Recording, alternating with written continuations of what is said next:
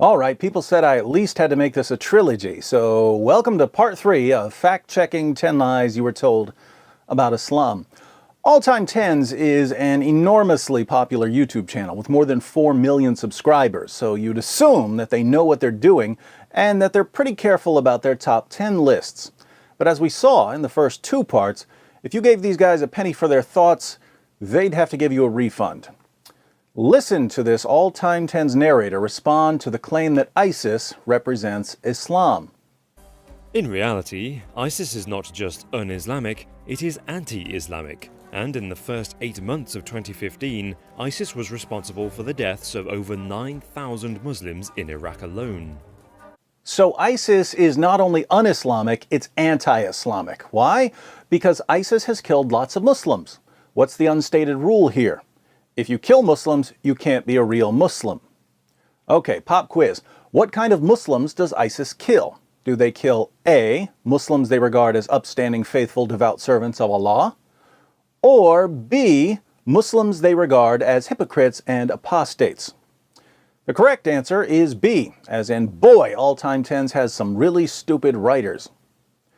Why do we need to point out that ISIS kills Muslims they regard as hypocrites and apostates? Well, because Alltime10s is under the delusion that Islam condemns killing any kind of Muslims in any situation, and that's sheer nonsense. But don't take my word for it. Surah 9 verse 73 of the Quran says, "O Prophet, strive hard against the unbelievers and the hypocrites and be unyielding to them, and their abode is hell, and evil is the destination."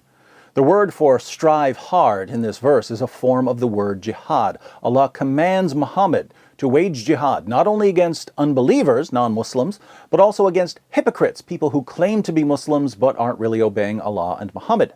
Can you think of any groups that are waging jihad against unbelievers and hypocrites and are unyielding to them? I certainly can, but Alltime10s insists that anyone who obeys Allah's command to wage jihad against hypocrites isn't a real Muslim. What about apostates? In Sahih al-Bukhari 69:22, Muhammad proclaims, "Whoever changed his Islamic religion, kill him." Now, when we think of apostasy, we think of someone renouncing his religion. But the Muslim sources are filled with warnings about doing things that show you're not a real Muslim.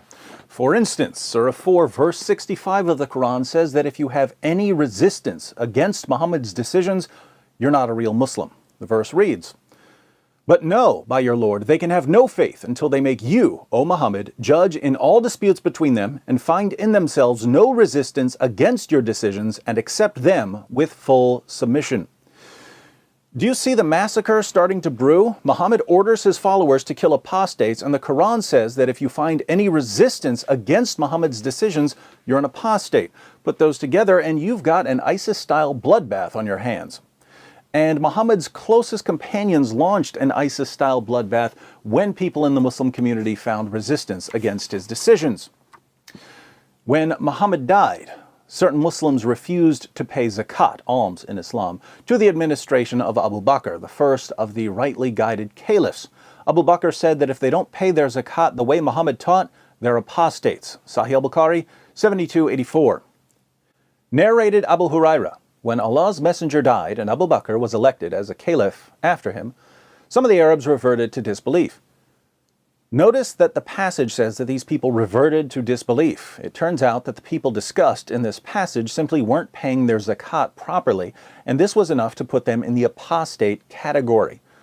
Umar said to Abu Bakr, "How dare you fight the people?" while Allah's messenger said, "I have been ordered to fight the people till they say, La ilaha illallah, there is no God but Allah. And whoever says La ilaha illallah saves his wealth and his life from me, unless he deserves a legal punishment justly, and his account will be with Allah." So Umar's objection is that Muslims aren't supposed to kill fellow Muslims. Sound familiar, Alltime10s? Abu Bakr said, "By Allah, I will fight him who discriminates between zakat and salat, prayers, for zakat is the compulsory right to be taken from the wealth. By Allah, if they refuse to give me even a tying rope, which they used to give to Allah's messenger, I would fight them for withholding it." Abu Bakr's response to Umar is, we can't discriminate between zakat, alms, and salat, prayers. In other words, if someone stops praying the 5 daily prayers, we recognize that he's no longer a Muslim, but the same prophet who told us to pray also told us to pay zakat. So if someone refuses to pay zakat, he's an apostate, and even though we're not supposed to kill good Muslims, we are supposed to kill apostates. That's when Abu Bakr launched what are called the apostate wars, cleansing the Muslim community of hypocrites and apostates. Can you think of any Muslim groups today who are trying to cleanse their lands of hypocrites and apostates? I can, and it's no coincidence that the leader of the most familiar of these groups gave himself the name Abu Bakr al-Baghdadi, the Abu Bakr of Baghdad. So Abu Bakr killed Muslims he regarded as hypocrites and apostates, but the violence in the early Muslim community didn't stop there. Never stopped. Abu Bakr's daughter Aisha, famous for being Muhammad's child bride, eventually led an army against Ali, the fourth of the rightly guided caliphs. Their armies clashed at what's known as the Battle of the Camel. Now think about this. Muhammad gave Aisha the title Mother of the Faithful. Muhammad gave Ali the title Commander of the Faithful. The Mother of the Faithful led an army against the Commander of the Faithful, and around 10,000 Muslims died in bloody combat. Perhaps Alltime10s will try to convince us that Abu Bakr and Aisha and that entire first generation of Muslims weren't really Muslims. But what does Muhammad say? Sahih Muslim, 6470. The Messenger of Allah was asked, "Which of the people are best?" He said, "My generation, then those who come after them, then those who come after them." Sahih Muslim 6478. A man asked the Prophet, "Which people are best?" He said, "The generation to whom I was sent, then the second, then the third." What's the best generation of Muslims? According to Muhammad, the first generation. But the first generation of Muslims almost annihilated itself by butchering one another as hypocrites and apostates.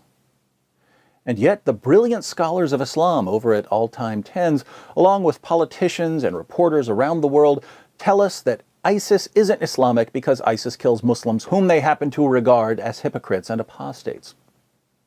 Well, I'm sick of arguing, so I'm just going to grant what Alltime10s and President Obama and Prime Minister Cameron say. If you kill Muslims of any kind, you're not a Muslim. But let's follow this claim through to the logical conclusion. The first generation of Muslims killed Muslims, so the first generation of Muslims weren't really Muslims. And Muhammad said that those Muslims were the best Muslims ever. If the best Muslims ever weren't even Muslims, then there are no Muslims and Islam is a dead religion. So, in their effort to rescue Islam from criticism, Alltime10s ends up obliterating Islam and insulting all Muslims. Great job, Alltime10s.